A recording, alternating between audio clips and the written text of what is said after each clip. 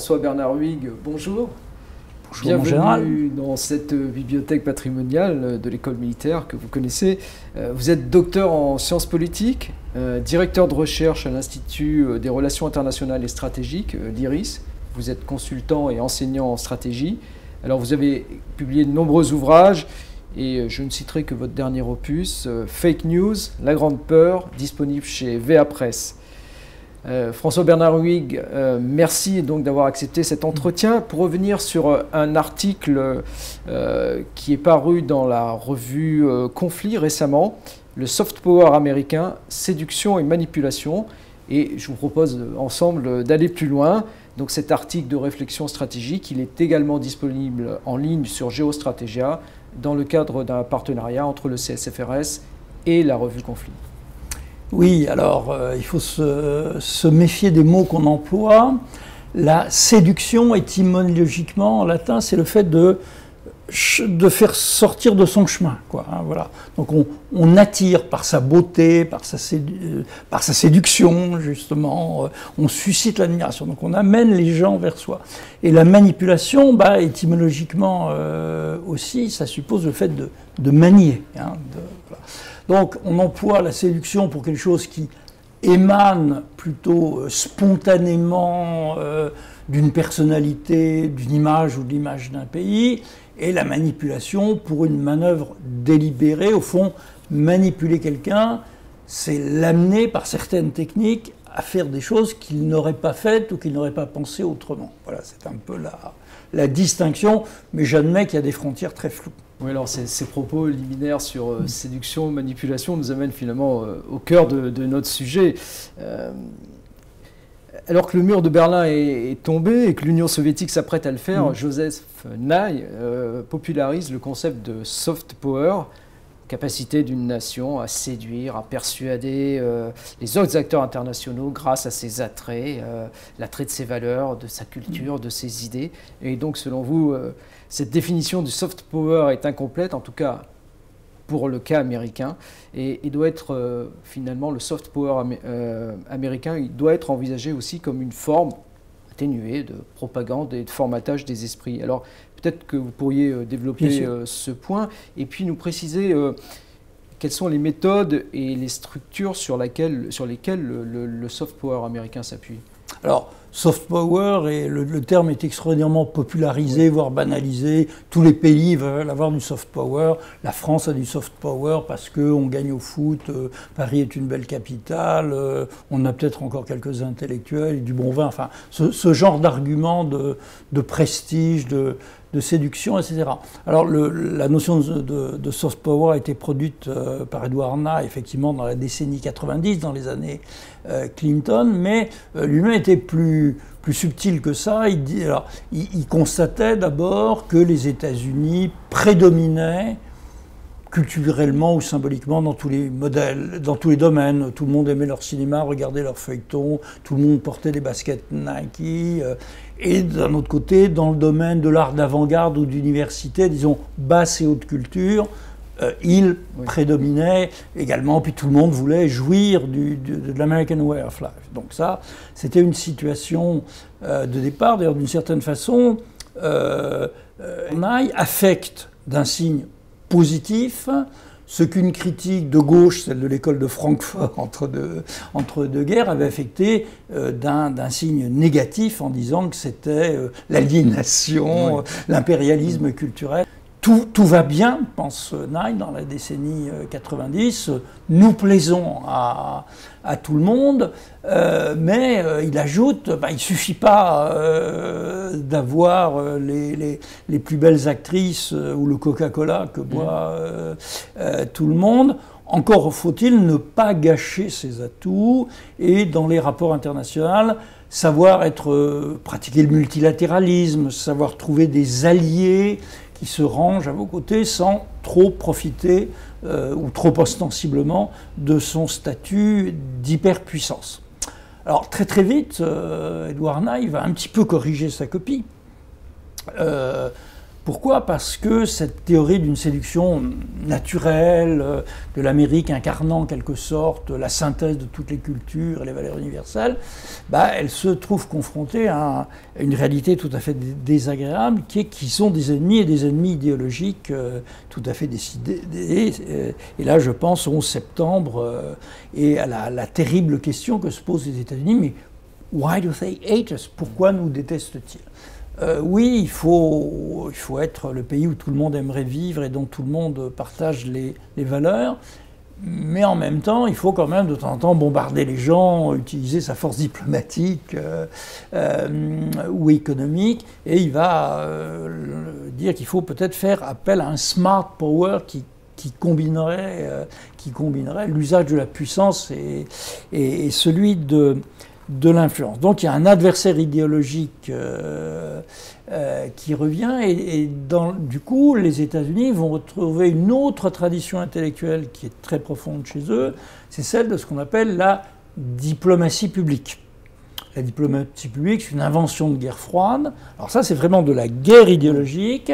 Ça consiste à utiliser des médias comme Voice of America, Radio Free Europe pour émettre de l'autre côté du mur en tchèque, en polonais, etc., et un peu déstabiliser l'adversaire, l'Empire soviétique, à avoir des relais, des partis amis, avoir des contacts avec les élites qu'on invite aux États-Unis, les Young Leaders, hein, c'est une idée qui date de la guerre froide, et donc mener une guerre idéologique à l'adversaire. Si on remonte plus loin d'ailleurs, cette idée, elle remonte à la Première Guerre mondiale où les États-Unis inventent les relations publiques et la propagande pour soutenir et justifier leur effort de guerre. Donc les deux, le côté séduction naturelle, prestige naturel, et le côté utiliser des spécialistes, des moyens, des méthodes, des messages des médias pour convaincre,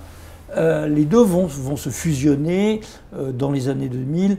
Et c'est tout à fait naturel d'ailleurs. Hein. Donc, alors ça va se fusionner comment? Parce que, par exemple, un exemple très très simple, quelques jours après le 11 septembre, George Bush Jr. crée un secrétariat d'État à la diplomatie publique. Le message c'est notre séduction, notre bonne volonté naturelle, notre prospérité économique, nos droits de l'homme ne suffisent pas à convaincre les ennemis de la liberté. On va aussi produire des films, aller sur Internet et envoyer un message. Donc il y a vraiment une entreprise de systématisation, de réflexion sur comment utiliser au mieux les leviers susceptibles de faire progresser ce soft power. Et alors, je serais tenté de vous poser aussi la question suivante. Depuis la fin de la guerre froide, donc il y a eu un développement prodigieux des technologies de l'information. Vous l'avez évoqué, mais est-ce que vraiment, grâce à ce développement, qu'on aille de CNN aux réseaux sociaux en passant par Internet, est-ce que ça a permis de décupler l'efficacité du soft power américain? De décupler et de compliquer. Alors, moi, je suis médiologue, j'ai tendance à croire que les grands courants d'idées sont liés aux grandes technologies de communication. Il y a une période, disons après la Seconde Guerre mondiale, où le soft power américain se marque à travers l'exportation de produits culturels, dont le plus emblématique, c'est le cinéma. Par la suite, ça se retrouvera dans bien des domaines, que ce soit l'art, après la télévision. Tout le monde achète des feuilletons américains, tout le monde veut le t-shirt de Michael Jordan, etc. Bon, ça c'est le côté exportation des produits culturels qui se fait en exportant des choses matérielles, hein, des bobines de pellicule ou des bouteilles de Coca-Cola ou des t-shirts. Et puis il y a évidemment une deuxième phase qui va être un peu l'ère CNN, celle où on se dit que les personnes ne peuvent arrêter les ondes de télévision. Donc il va y avoir ces années 90, justement ces années où Nye écrit tout ça, où les États-Unis vont beaucoup profiter de l'effet d'entraînement c'est l'effet CNN, hein, si vous voulez, c'est-à-dire une télévision planétaire en anglais, d'information continue, qui a des moyens d'informer. Pendant la guerre d'Irak, CNN montrait les missiles qui partaient, mais ils avaient aussi des caméras Bagdad qui voyaient les missiles qui arrivaient. Donc, c'est cet effet, j'informe toute la planète par les réseaux télévisuels. Mais alors, il va y avoir une surprise technologique, ce sont les réseaux sociaux. Web 1 puis Web 2, pour faire simple. Au début, les États-Unis s'enchantent de la diffusion, enfin les États-Unis, les milieux dirigeants américains, s'enchantent d'Internet qui est intrinsèquement porteur de valeurs de liberté, de diversité d'expression, et qui va au fond permettre à la liberté d'expression partout, tout le monde sera en contact avec tout le monde, et le meilleur système, à savoir le système libéral, démocratique occidental, va naturellement prédominer. C'est une idée qu'on voit au moment du printemps arabe, où tout le monde s'extasie en disant grâce à Facebook et à Twitter, tout le monde va devenir pro-occidental et démocrate. C'est une chose qu'on a vue dans les révolutions de couleur, voilà, soit par les États-Unis, soit par des ONG comme celle de M. Soros, dont la première idée est de dire on va doter les oppositions de petites radios, mais aussi de contacts Internet pour critiquer les régimes autoritaires. Et puis, patatras, mauvaise surprise, les usagers font un emploi surprenant d'Internet. Alors, les djihadistes d'abord, puisqu'ils vont développer très très vite une propagande très moderne dans sa forme sur Internet, et ils vont recruter par Facebook, etc. Enfin, au début, maintenant c'est beaucoup plus compliqué évidemment. Et l'autre surprise va être de s'apercevoir que les réseaux sociaux n'amènent pas les gens à admirer les États-Unis ou à véhiculer naturellement les valeurs libérales. Il y a un Internet chinois, il y a un Internet russe, on reparlera de tout ça. Et il va y avoir une grande crise en 2016 quand on accusera les réseaux sociaux, les trolls russes, les sites de propagande, etc., d'avoir provoqué le Brexit, l'élection de Trump, d'avoir tenté d'influence sur l'élection française, etc., etc. Maintenant, on considère avec suspicion les réseaux sociaux, et c'est d'ailleurs un discours auquel adhèrent des Zuckerberg ou des Page et Brin, enfin les dirigeants des GAFA, qui ne veulent pas être accusés par leur plateforme de répandre des discours de haine, de l'extrémisme, du complotisme, des fake news, etc. Donc les réseaux sociaux qui étaient censés suramplifier cet effet de soft power sont les lieux d'un hard power ou d'une opposition ou de contre-pouvoir. Oui. Et donc au travers de ce que vous nous expliquez, j'ai envie de dire que c'est peut-être le signe que l'influence américaine, ses bases semblent atteintes. Alors à la fois structurellement, parce qu'on se rend compte que le rêve américain, l'American Way of Life, finalement il apparaît lézardé par une crise morale, économique, sociale, politique, et puis conjoncturellement, on a un président des États-Unis qui, en prenant des décisions internationales, ne semble pas se soucier de l'impact de ces décisions sur la capacité d'influence, de séduction des États-Unis. Dans tous les cas, il est certain que la personnalité de Trump a contribué à tout sauf à accroître le soft power américain, à la fois par la brutalité qu'il affecte, sa ligne doctrinale, c'est on est dans des rapports de force, on négocie en rapport de force. Je ne prononce pas des paroles doucereuses, c'est le moins qu'on puisse dire. Et d'un autre côté, Trump, c'est le candidat qui choque les élites internationales, parlant anglais, converti à la mondialisation ouverte, etc. Donc, il a d'ailleurs objectivement fait baisser son pays, qui était la première place dans les classements internationaux du soft power, établis par des universités. Alors, cela dit, les États-Unis qui ont une image plus brutale, qui sont plus dans le rapport de force, etc., etc., ce qui n'empêche pas la négociation avec la Corée, quand les occasions se présentent. Mais la bonne question, c'est est-ce que Trump est une cause ou un symptôme? Oui, exactement. Voilà. Après tout, il a été élu, même si ce n'était pas forcément avec une majorité de voix, et il représente une fracture monstrueuse dans la société américaine. Il y a une Amérique d'en haut, une Amérique d'en bas, des nowhere, des everywhere, des beaufs buvant de la bière, collectionnant les armes contre des intellectuels de la Silicon Valley, je caricature, bien entendu, et des classes urbaines démocrates diplômées.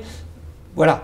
Alors, le premier problème du soft power américain, c'est qu'il n'agit pas à l'intérieur des États-Unis. Et que même si ces beaufs à casquette qui sont censés avoir fait lire Trump regardent la même télévision, en tout cas, ils ne partagent pas les mêmes valeurs que leurs élites répandaient dans les organisations internationales ou dans leur guerre dite humanitaire. Oui, alors, pour poursuivre sur cette idée, vous évoquiez la Chine et la Russie. Alors, le CSFRS a récemment soutenu une étude sur les nouvelles routes de la soie chinoise. Voilà. Et l'idée maîtresse qui en ressort, c'est que ce projet est le vecteur d'une nouvelle forme de mondialisation conforme aux intérêts chinois. Et donc, ce projet peut s'apparenter finalement à une formidable entreprise d'influence. Et puis, vous nous expliquez dans l'article auquel je faisais référence que Madame Clinton, candidate malheureuse à la Maison-Blanche, imputait en partie son échec à l'influence russe dans le cyberespace et sur les réseaux sociaux dits populistes, diffuseurs de fake news. Alors, est-ce que la montée en puissance finalement d'autres soft power est-elle également le signe de cette faiblesse croissante du soft power américain? Et puis, alors, qu'en est-il donc peut-être plus spécifiquement des soft power chinois et du soft power russe? Alors, il y a évidemment, il n'y a pas eu un monopole américain universel pour l'éternité, coïncidant avec la fin de l'histoire, comme l'avait cru naïvement un essayiste. La Chine et la Russie, ce sont deux phénomènes tout à fait différents. Là, nous sommes en présence de deux soft power d'État. Enfin, le rôle du privé est très négligeable, même s'il existe, comme on le verra. Il y a des traditions culturelles évidemment totalement différentes. Dans le cas de la Chine, il s'agit de dire, le message c'est au fond, n'ayez pas peur de nous. N'ayez pas peur de notre puissance industrielle, de nos succès dans l'intelligence artificielle ou dans le fait que la moitié des objets que vous achetez soient fabriqués chez nous. N'ayez pas peur. Ce soft power chinois, il va se manifester après à travers un message. Nous sommes un peuple antique, le peuple des routes de la soie qui a inventé l'imprimerie, d'une grande culture calme, imprégnée de valeurs confucéennes, etc. Nous ne voulons pas vous envahir. Je crois sincèrement que c'est vrai d'ailleurs, que les Chinois ne vont pas débarquer à Paris. Et puis, par ailleurs, il y a un soft power chinois qui s'est manifesté en Afrique. Et ils ont appris par l'expérience, parce qu'au début, le débarquement des activités techniques et économiques chinoises ou leur rapport avec les dirigeants africains ont beaucoup irrité les populations. Il y a même eu un petit racisme anti-chinois qui a commencé à se développer, pour appeler les choses par leur nom. Après, ils ont mis beaucoup de liens dans tout ça, ils ont apaisé. Donc le message soft power chinois, c'est faisons des affaires, nous sommes pacifiques, et ils se sont dotés d'une télévision et d'instruments pour dire ne croyez pas, les médias occidentaux nous caricaturent, nous sommes un peuple qui vit dans l'unanimisme, et après tout, nous avons nos valeurs traditionnelles, et nous ne voulons pas empiéter sur vos valeurs traditionnelles. Je caricature un peu, bien sûr. Le message russe, il est très différent. En ce sens que il s'agit d'abord d'un message défensif. Il y a le sentiment, développé par Poutine, mais je crois aussi par quelques millions de Russes qui votent avec enthousiasme pour lui, que la Russie, la Fédération russe avait trop cédé, qu'on est agressif avec elle, que les bases de l'OTAN l'entourent, qu'il y a une russophobie qui se développe à travers le monde. Et là, il y a un message qui est différent, qui est de dire qu'au fond, la Russie ne veut imposer son modèle nulle part, mais que quand même, elle représente un certain équilibre d'un pays qui a su se garder des influences impérialistes délétères, garder l'amour de la patrie, de la famille, des valeurs traditionnelles, une forte identité, et qui va être tenté d'intervenir un petit peu comme élément déstabilisateur dans les affaires politiques des autres. Donc il s'agit d'une influence plus directement politique et plutôt pour contrer des ennemis présumés hostiles à la Russie, dont Hillary Clinton, avec son idéologie des classes supérieures américaines, un peu nourrie de néoconservatisme, était le cas parfait. Alors, qu'est-ce qu'ils font les Russes? Alors, on les accuse d'énormément de choses. Il y a ce qu'ils font et ce dont on les accuse, qui sont deux choses différentes. Alors, des interventions sur les réseaux sociaux à travers des trolls, à travers des robots, des gens commandés pour répandre certains messages, des choses qui remontent peut-être à une tradition de services secrets. Maskirov a travaillé avec des masques, prendre de fausses identités sur les réseaux sociaux. On les accuse aussi beaucoup d'avoir répandu des fake news. Et quoique, si on prend le cas de l'interférence, la pire dont on les accuse dans l'élection de Trump, il s'agissait plutôt de vraies news, puisqu'il semblerait que ce pourrait être, je parle avec précaution, des hackers russes qui aient pénétré dans les ordinateurs du Parti démocrate pour mettre sur la place publique des informations peut-être scandaleuses, mais en tout cas vraies. Oui. Voilà.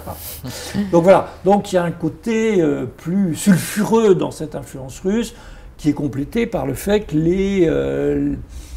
les élites progressistes leur attribuent un grand pouvoir de nuisance, de simulation des réseaux sociaux intérieurs et de propagande à travers des médias comme Russia Today ou Sputnik, mais qui ne font au fond que faire ce que fait CNN dans le reste du monde ou Al Jazeera.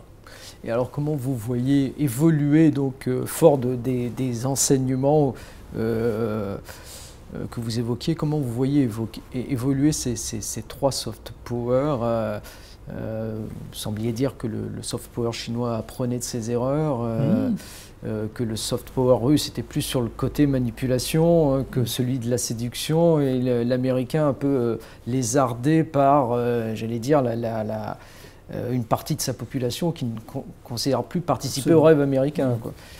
Alors, il me semble que, oui, alors l'événement important est après tout que le modèle, on va mettre beaucoup de guillemets à ça, occidental dominant, où cette vision d'un monde où la technique, le sens de l'histoire et de l'économie nous amènerait vers des sociétés partageant à peu près les mêmes valeurs, ouvertes, etc., ce modèle-là ne plaît pas à des millions de gens à travers le monde. Et je ne pense pas seulement aux régimes illibéraux qui ont commencé à proliférer en Europe de l'Est et même en Italie, mais beaucoup de pays orientaux ou l'Inde, etc., ne sont pas forcément séduits par ce modèle. Donc il y a en quelque sorte la diversité se venge par rapport à l'idée d'un modèle planétaire unique. Oui, on va probablement avoir un retour de l'idéologie, l'échelon planétaire, un retour des différences culturelles, des valeurs qui vont s'afficher. Alors, il faut s'entendre sur ce qu'on entend par valeur. Après tout, les djihadistes pouvaient parfaitement vouloir égorger les gens au nom d'une lecture du Coran, mais en même temps adorer faire du basket et avoir, avoir des ordinateurs et écouter de la musique occidentale ou voir des blockbusters. Donc on voit qu'il y a aussi une scission au sein de la culture. Il n'y a pas un système automatique qui fait que les valeurs politiques vont avec la culture de tous les jours et avec l'économie. C'est pas du tout automatique et les trois peuvent diverger. Alors, dans tout ça, vous allez me dire, je précède la prochaine question qui va certainement vous venir à l'esprit, et l'Europe, le soft power. Voilà, vous la posez pour moi. Voilà, le soft power européen. Le soft power européen me semble poser des problèmes. D'abord, oui, nous aurions tendance à dire, au fond, nous sommes les gentils dans cette affaire. Hein. Nous n'avons aucun impérialisme et nous essayons de faire une zone pacifique au sein de la tempête mondiale, pacifique, écologique, protectrice, où les peuples s'unissent. Oui, certes, mais ils s'unissent et ils se désunissent aussi, puisqu'on le voit avec cette fraction au sein de l'Europe et autour de la question de l'identité, des questions de valeurs fondamentales, mais aussi de protection. Il y a une fracture dans nos sociétés, comme en ce moment entre la France centrale, la France périphérique, la France des villes et la France des gilets jaunes. Voilà, donc le caractère universel de ce modèle pacifique et du triomphe des normes, nous n'arrivons pas à nous en convaincre nous-mêmes. Comment pourrions-nous en convaincre les autres? Là, nous avons un vrai problème de l'identité européenne. Ça nous mènerait sur des heures de discussion différentes, mais il me semble que la réduction de l'identité européenne, un schéma à la Habermas, nous serions la zone du droit, de la bonne volonté, du manque, de la recherche d'une influence douce sans puissance et par la coopération, ce modèle-là me semble en crise aussi. François-Bernard Huyghe, nous arrivons au terme de cet entretien et je voudrais vous remercier pour l'entretien, remercier pour l'éclairage des forces, mais également des limites et des fragilités du soft power américain. Et nous sommes allés au-delà, vous nous avez éclairé également sur les forces, mais également les limites et les fragilités des soft power chinois, russes et européens. Merci François-Bernard Huyghe.